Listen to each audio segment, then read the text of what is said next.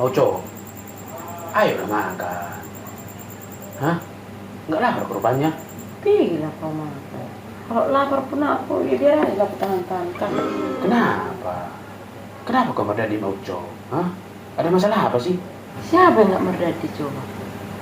Kalau tahu aku dari dulu, kalau kayak gini kehidupan kita, berpikir aku 1000 kali untuk menikah denganmu.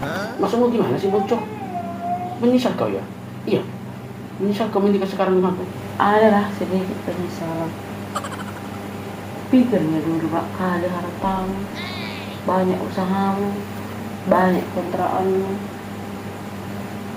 Kenapa lah dari dulu gak kau kasih tahu begitu?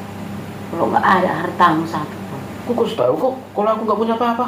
Mana ada kau kasih tahu? Kau bohonginya aku, 100% kau bohongi. Kau bohongin kayak mana maksudnya Uco? Aku dari dulu terus terang kok sama kamu. Terus terang di mana coba? Uco gini. Dulu kan aku bilang sama kamu, cintaku, kasihanku. Cuman kalau harta aku satu-satunya di dunia ini, aku nggak punya apa-apa lagi. Aku bilang sama kamu. Apa sama kamu? Abang ini, so sweet. Kau bilangnya kayak gitu. Di mana aku bohongnya coba lah. Oh iya ya, lupa. Suruhlah kalau gitu kau coba. Makanya jangan bilang aku bohong.